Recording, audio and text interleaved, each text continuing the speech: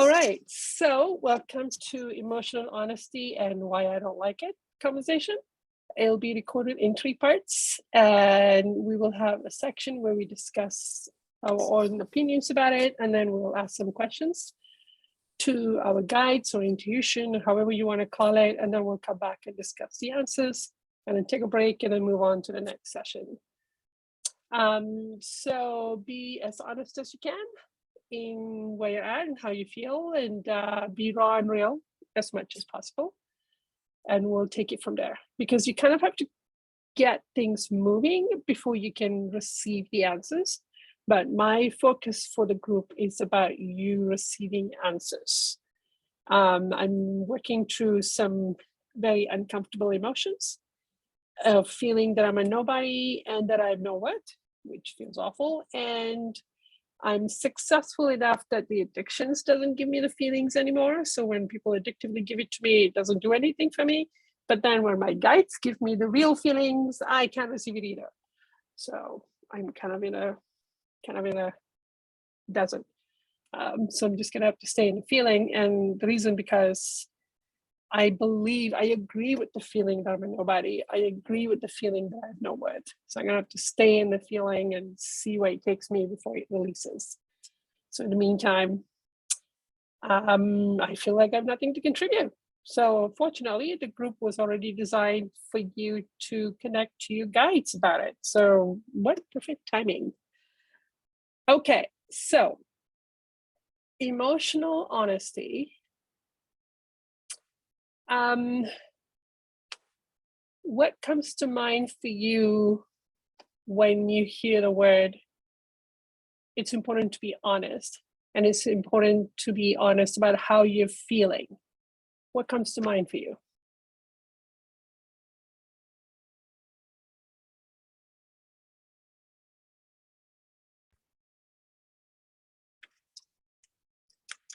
Who wants to start? Click the hand button to start. Selena.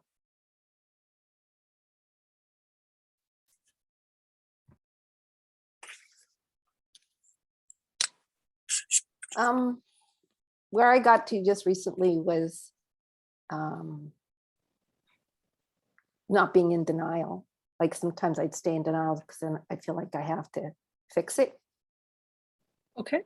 But now I'm just not being in denial. And if I'm not fixing it right this minute, I'm at least being honest about it. Because before I would just push it away and saying, I can't do that. I can't fix that right now. Perfect. There is that thing that once you connect to something, now you're supposed to kind of, I don't know, suddenly resolve it, right? Which is not practical. Yeah. That's really good. Yeah. So there's this thing that once you know about the issue, there's this pressure that you should have gotten rid of it 10 years ago. And it's like, but I just found it. I don't even know what to do. Yeah. Nice. Thank you, Selena. Casey? Kind of similar to Selena's. This is something that I've been digesting and kind of working on for a while, but recognizing that I didn't know what emotional honesty meant. Like I had no concept of even being honest with my emotions at all. And a part of that was because whenever I would have emotions as a child, a lot of them weren't accepted. Yeah. And so kind of, I guess, recognizing the truth of a lot of the emotions that I was having as a child were emotions, but then were covered up with this like facades and addictions and other things of I guess coping mechanisms. Yeah. To like not have them, not be real with them, particularly with things like fear. Yes. And now as an adult, I'm like, oh, it's okay to be scared. Yeah. That's a real feeling. And a lot of the times when I am scared, like particularly in intuition moments, I was already feeling those when I was little, and I was being trained to turn it off. So trying to be as honest and there's another word I'm looking for, aware Yeah. of what's happening in the moment, and not going, oh, it's fine, it's just my head, or it's just, Yeah. it's fine. It's like slipping into a facade or slipping into an addiction. Minimizing or denying Yes. kind of, yeah. Thank you. Yeah. Yeah. Minimizing. Thank you. Yeah. Isn't it what happens to children when they're feeling something? We minimize the intensity of their emotion, or we make them wrong. You cannot be feeling this.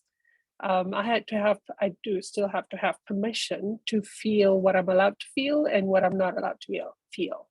So it's kind of like a manufacturer. Yeah. And also, how many of you have this dread feeling of, if I'm emotional and honest, something terrible is going to happen? Right. That's this dread thing. Thank you, Casey. Jill? Very similar kind of things. Yeah, like when I was a kid, I was never allowed to feel feelings, and when I did, it was like, oh no, that's not what you're feeling. You're feeling this. Yeah. So it was like very much dismissed. And then when I tried to stand up for that feeling, it was like I got a lot of blame, and I got a lot of shame, and a lot of just suppression on it. And so now, like, I'm not only am I terrified to feel my feelings, I'm also, I don't trust them. Like, I don't Yeah. believe them. Yeah, Right. that's It's right. like, oh, well, that's not what I'm feeling. So it's the Yeah. same kind of thing in my head that my parents were doing to me. And so I have a really hard time trusting my intuition, trusting that it's actually something that this is what I'm really feeling. This is, so I'm always looking for, always searching for that validation, which it's always a fun conversation with my guides and God. It's like, how do I get through this? Silence. It's like, we're not answering that question. Are you kidding me? We're not going to touch that with a 10-foot pole. So so it's trying to figure out, trying to trust, I guess, is the big thing of what I am actually feeling. Yeah. What's real, what's a fiction, or facade, that kind of thing. And even if it's real, just because you have a feeling doesn't mean that. That's one of our fears, is that is in childhood, if somebody felt something, they would then justify it to act on it. So we also have a fear that if I have a certain feeling, doesn't that mean that I'm going to go do that? Yeah, and it was also, I also had to prove how I felt. It's so if I said to, like, I feel like you're being mean to me, I always got the back. Sorry, guys. I always got back. What, give me an example. So I always had to prove why am I feeling that way, and why you're right? allowed to feel that feeling. Yeah, that's right. Yeah, and I can never come up Okay. with an example. That's the kind of funny part of it. Yeah, Or explain it, vocalize it, right? Because I was too Yeah. afraid, too terrified. Okay. So that means that if you had a feeling as a child, the other person perceived it as an attack or a judgment. So then that's the other thing that happens. So then they become defensive, and then they want to kind of like prove to me that, like, you're mean to me, prove to me. Because if I say you're mean to me, then I'm attacking you or blaming you for being mean to me, and they don't want to feel into that. So, okay, yeah, that's another one. What else? What else does it come up? How many have this feeling that emotions are exhausting or inconvenient? Yeah.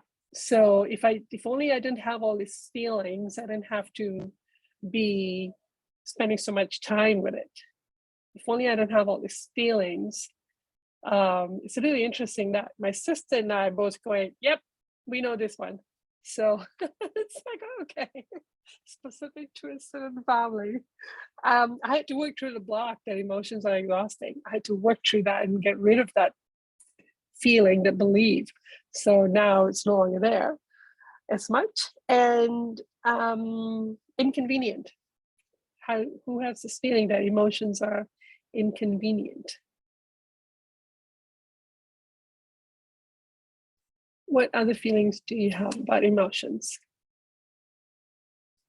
And that you need to like express, or that you need to be honest about how you're feeling, even if it's to yourself. Jess?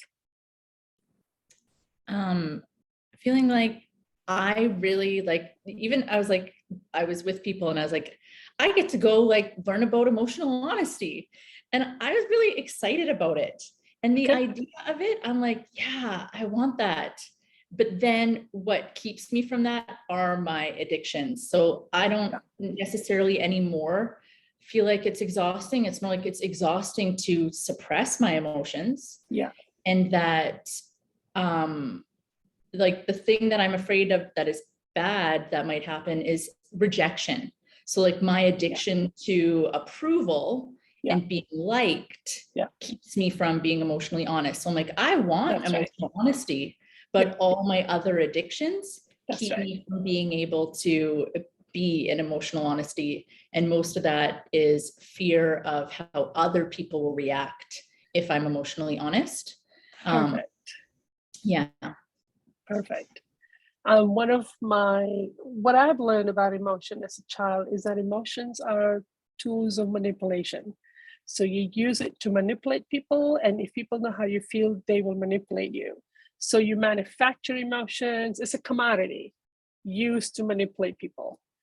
And so I've gotten so detuned from my emotions because I'm not allowed to have them, or that they're only a tool to manipulate, that I don't know how I feel. I don't know what I feel. And I actually have to go into processes to even know, oh, this is what I'm feeling, because I don't even know what they are. And I'm a 6, which means it's a head center. So I just go into my head and interpret and analyze everything. So it's work to try to reverse that right now and going, what do I feel? And then there are a few other blocks about why that is a problem that will come up as we go. Casey. A block that I have, and I think this came out of emotions being an inconvenience. I don't feel that a lot anymore, but Yeah. the next part of it is that emotions are embarrassing and a Yes. sign of weakness. There it is. They are a weakness. Yes. Yeah. Obviously, as God would have it, you had emotions in public in order to trigger your parents' feeling of embarrassment, and there you go. Yeah. And yeah, definitely emotions are a weakness. And being female, one way in which we are, I would say, control is by saying you are female and therefore you're emotional, and therefore nothing you say need to be taken seriously. Mm-hmm. So undermine the value and stuff like that. Yeah, thank you. Selena? It's an interesting question. I think for me, I just realized some of mostly fear, I guess. I'm a little bit, oh, that again, kind of feeling, not tired of it so much as, can't we just think of a new emotion? Like over and over and over and over, fear. What, like I've lost my enthusiasm for it, kind of. Yeah. That I had initially, like I'm over it. So it keeps coming up all the time. And yep. That addiction to addictive emotion. Oh my God, here we go again. Oh, yep, I want to dominate. Here it is again. And power, here we go again. Yeah. Let's go. It's like a needy friend that you can't get rid of. Yeah. And on top of it, you have to learn to love it. Oh, yeah. That's where you develop your loving self, I think. Okay, thank you. So what are your fears around being emotionally honest?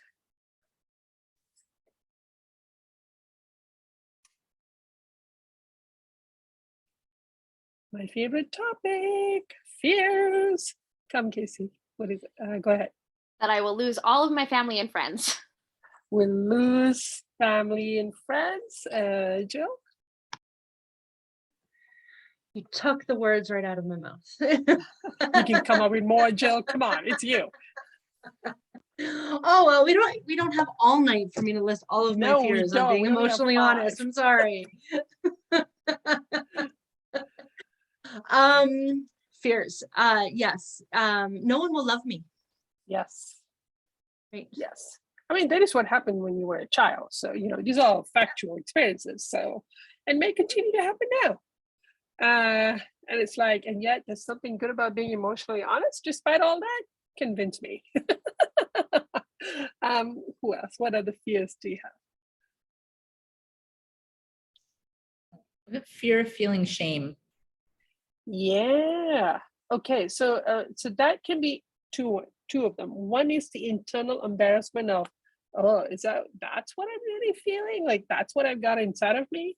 And then the embarrassment of sharing that or exposing that and how people then embarrass you for it. Yeah, 2 kinds. Thank you. What else? What other fears do you have about being honest, Lena?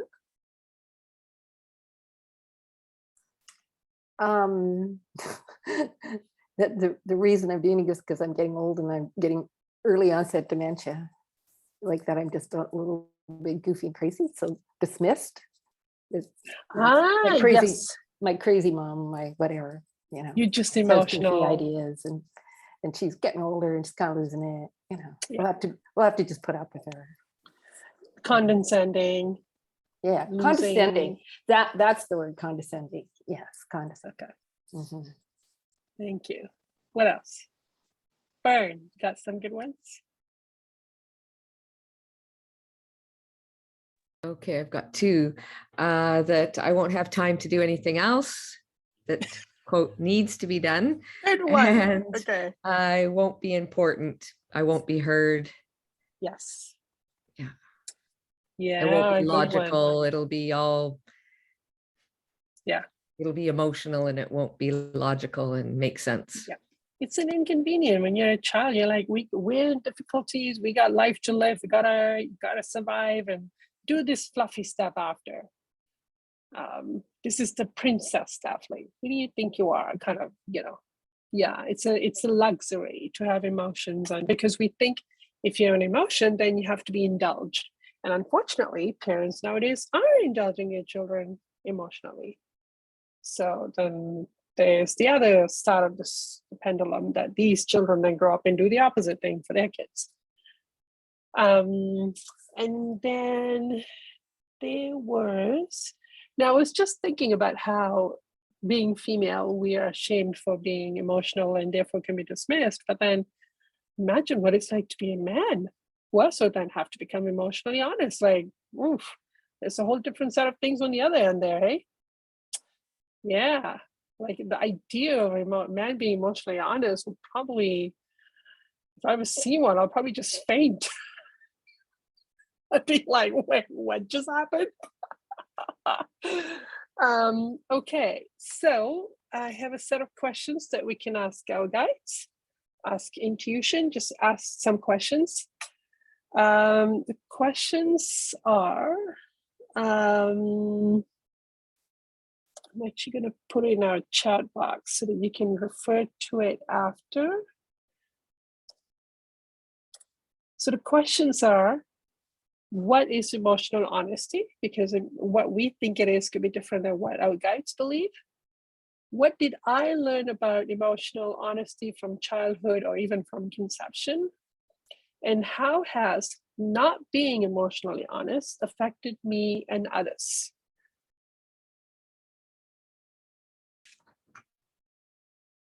Okay, got some answers there. Who wants to share what answers they got? To question 1, 2, and 3, who wants to start?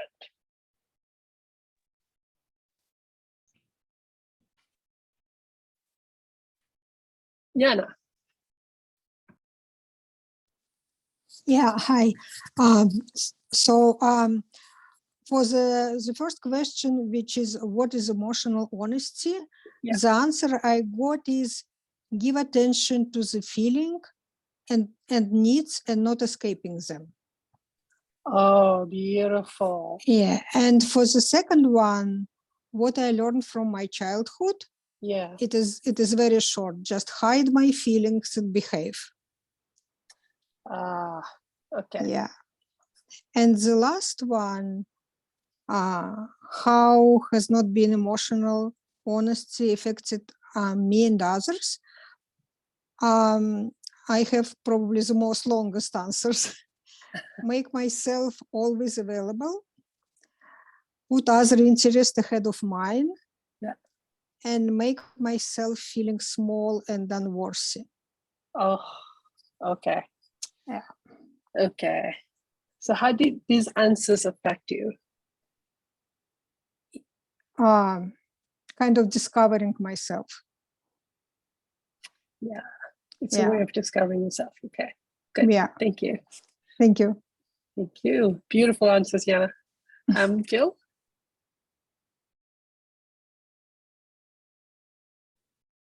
Yeah, that would be me. So I didn't, the answer, how do I explain this? The answer that I got for question number 1, emotional honesty, or what is, was I think a lot of spirit influence as far as, because I just got screamed at hell. Okay. So yeah, so that was that. The question number 2, what did I learn from childhood and conception?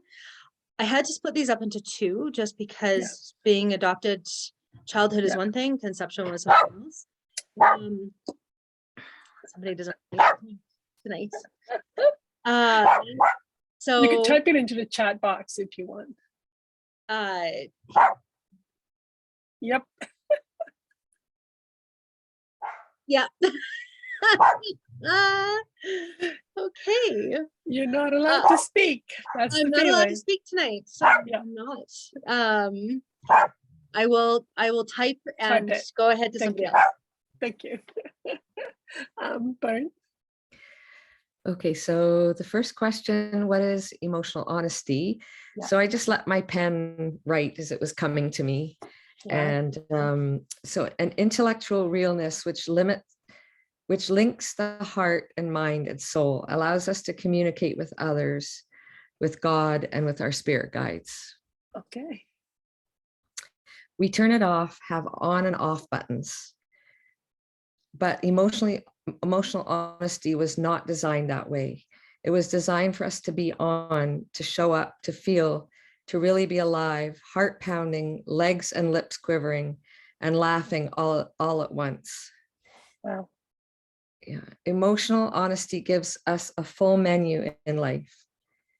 When you can really pick, so if you have this full menu, you can really pick up on what others feel. You can have a deeper connection. Yeah. Yeah. And then, beautiful. About childhood, I think it was very similar to Yana, and that is, don't be too excited, don't be too angry, don't be too afraid, don't be too lonely, don't be too needy. And others know what I feel. I don't know what I feel, but others will tell me how I feel. Yes. Yes. Perfect. How to feel, how to behave. Yeah. Wow. And I like what Okay. Yana said about being small.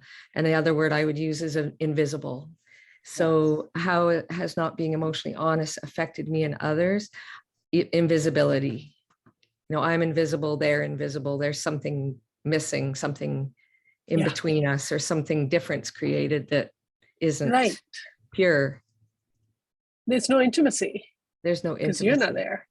Right. Yeah. So it sounds like it's what I'm getting right now from our answers is that if you're not being emotionally honest, then you don't show up, and therefore you stay small. Because you're not, that's how you grow. That's how you take up space. You take up ownership that you exist. But by not allowing that, then we get shrunk. So kind of almost like a strategy almost to like make sure, because if you don't know what you're feeling, you don't know what your desires are, you're not going to go after them. So that's how you become bigger, I guess.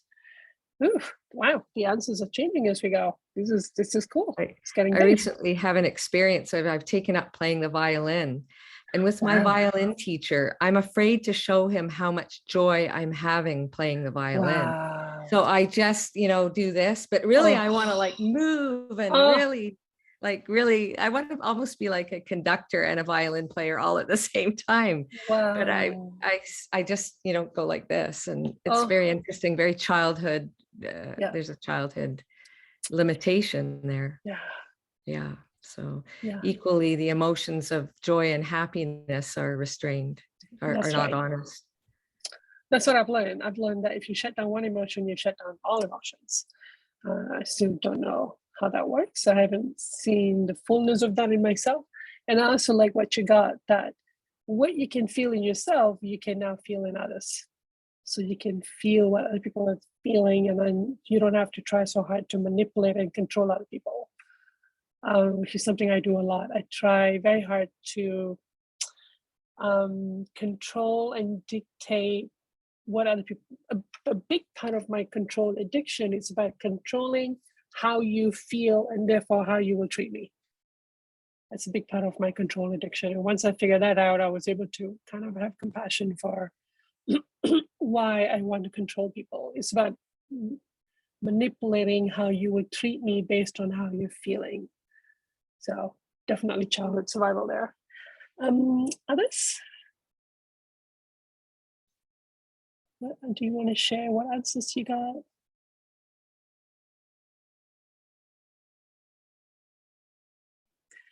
So, yep, Hadip, go ahead. All of you have beautiful answers, because it's like I'm going, yep, that's what I'm feeling too. So thank you for that. What I got for the first question was to be kind to myself and speak from the heart. So that really felt like relief, right? It says that to be kind to myself, because I'm very judgmental of myself. Wow. For the second part, what I learned from childhood, I just couldn't quite go there because of all the pain that was coming up about childhood. So it's like, no, Yeah. I can't go there. Yeah. And the third question, the answer for me, it has, by not being emotionally honest, it has ungrounded me, and I've lost my person. So that's basically me, and basically my person. I've lost my person, and I'm making others responsible for my emotional being, and others are carrying my burden. Yep. Beautiful. Thank you. All right. Jill got for question 2, what did she learn about it from childhood and conception? From childhood, learn how to be someone else. To be myself would mean being shunned from family and friends. Don't show feelings to the outside world. Crying at home is fine behind closed doors, but under no circumstance do you cry in front of others. From conception, hide how you feel, push it down, ignore everything, numb and disconnect. How has not being honest affected Jill and others? Her health, her weight, waiting, wasting time not feeling, no worth and no sense of self. Okay, beautiful. So we can see the loss, like, wow, this is what I've lost from, and no matter what else may happen to us in our blocks, it's like, but this is the true cost. This is what I really lost. And is it worth that? Like, can I handle, can I keep living in this kind of loss?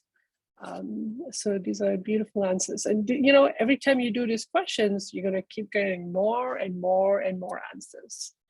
And what I got was that what is emotional honesty? It's about sharing myself with God. It's a place where I'm soft and open and honest, and I can feel myself, and I can feel that what I have inside of me is goodness. that by being emotionally honest, I've connected to places where I found that the true self is actually really kind and doesn't want to hurt other people. So I've learned to like myself by doing that. And that when I am emotionally honest to God, I'm giving her a gift. It's a gift that allows for God to tenderly love, heal, and teach me. So I was almost feeling as if God and my guides were showing me what it's like for them. What do they experience when I'm being emotionally honest, and what a gift it is for them. And what I saw mostly was a tenderness, an invite tenderness back to me. And also it is kind of true that many times when I feel my emotions, I connect to the part of me that say, I don't want to hurt people. I don't want to, yes, I have addictions, but I don't want to be that person. I don't want to hurt other people.